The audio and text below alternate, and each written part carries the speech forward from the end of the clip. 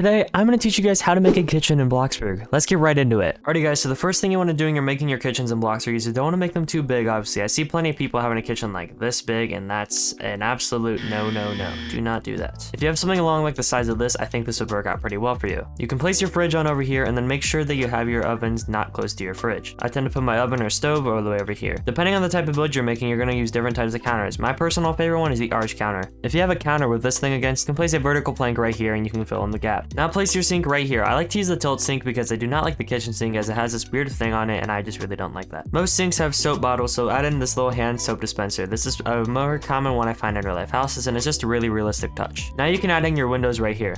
Hey, are you enjoying this video? If so, go down and hit that subscribe button to help me get down to my goal of 4,000 subscribers by the end of the year. We are insanely close and I need your help. Thank you guys for the support lately and let's get right back into the video. You can also add in structural beams around these windows to make it look more realistic. Once you have a good color palette, please add in some blinds. I like these wooden blinds. Then add in some windows over here and boom, that looks really nice. Then if you add in the tall fridge cabinet, this ends up looking really nice. If you add in the tall arched shelf cabinet, you can also put a microwave on in here, thanks to the game physics that allows you to do that. Then if you add in this cabinet right here, this looks really good. Now you can paint your walls. After you paint your walls, add in some wall trim. I like to use the tall crown molding. If you want to add in lights underneath these cabinets here, it's pretty simple. Just get a vertical cylinder and make it as small as possible. Then you're going to add the landscaped uplight onto it. Then you're going to paint that black. And then you're going to move this back here, move it up, flip it over, and then you're going to attach it right to your cabinet. Then you can repeat the process right over here. And boom, you now have lights underneath the cabinet. Now you can add in some islands over here on your build. Then you can add in some chairs. Now if you use the industrial pennant, you can actually make a custom light.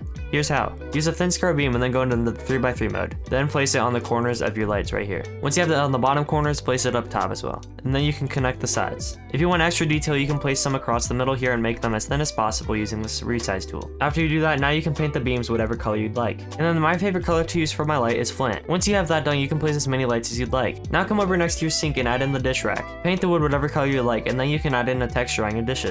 I like to use marble and institutional white. Then right here you can add in something like the knife block. Right next to your knife block you can add in a cutting board. A good decoration you can use is the glass jars. If you add in some spatulas over here, that ends up looking really good. Also add in some utensils. Then repaint those to whatever color you'd like. Now you can add in some decorations to your island. First off, add in a spice carousel. Then you can add in the pestle and mortar. Adding in napkins works well too. Then obviously these people need plates, so add in a placemat and then you can add in a plate up top. Then on top of your plate you can add in the napkin and ring. Then paint the plate whatever color you used over here. And then you can place them across here just like this. Then you can add in some clutter items over here. Just like a cheese grater, you can add in a coffee maker, a toaster, and then once you've done all of that, add in the modern island hood right there. Now you can add in your flooring. Now it's entirely up to you what you want to make this floor like, but I like to use custom stuff here. For the flooring, I like to place small stepping stones and then I'll color them granite. I just personally think this looks really good. If you want an extra decoration, you can add in the elegant towel hanger right next to your sink. Just for some extra stuff, now you can add in a dishwasher. Make sure your dishwasher stands out a little bit. I like to paint it the metal fossil. Your ceiling is also up to you, but I like to use mid-gray and concrete. You can place a beam over this part of your lights right here, and then you can paint this the dark stone gray and the log texture. And that looks really nice. Then just for some extra detail, you can add in these ceiling lights along your walls right here. And then you can paint those lights cloudy gray. And boom, now you have your very own kitchen design. Alrighty guys, I hope you guys enjoyed this video. If you did, please leave a like and subscribe and help me get to my goal of 4,000 subscribers by the end of the year. Anyways, I'll see you guys next time. Goodbye everybody.